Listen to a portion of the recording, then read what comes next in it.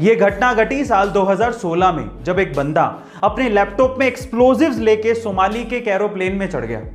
उसका इरादा था कि वो पूरे प्लेन को उड़ा देगा। प्लेन के उड़ने के 15 मिनट बाद लैपटॉप फटा, लेकिन उसके बाद जो हुआ वो आप लोगों को बहुत तसल्ली देगा। जैसे ही लैपटॉप फटा, वो बंदा जहां पर बैठा था सिर्फ उस जगह पर प्लेन में एक होल हो गया और वहां पर हवा के दबाव की वजह से सिर्फ वो एक बंदा प्लेन से बाहर खिंच गया, नीचे गिरा और उसकी मौत हो गई।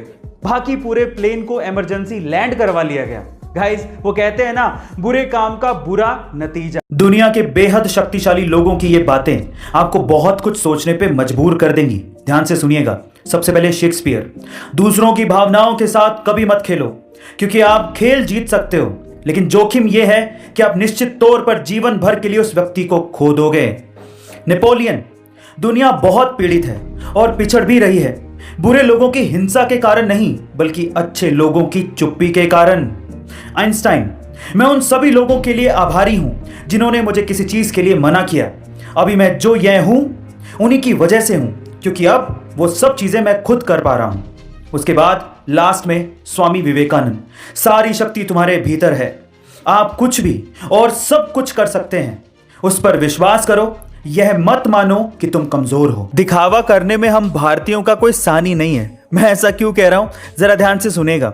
सबसे पहला, शीशे के सामने आईफोन से सेल्फी लेना, ताकि लोगों को यह पता लग सके कि हमारे पास आईफोन है।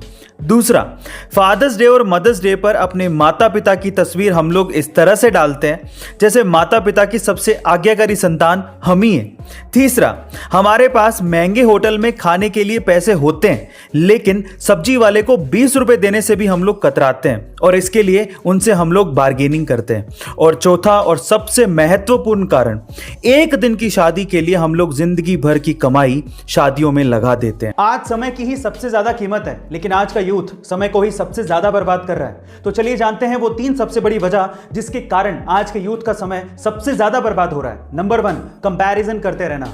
आज का यूथ दूसरों के साथ अपना कंपैरिजन करते रहता है। वो ये नहीं सोचता कि 5 उंगलियां कभी भी बराबर नहीं होती, आप अपने आप में यूनिक हैं।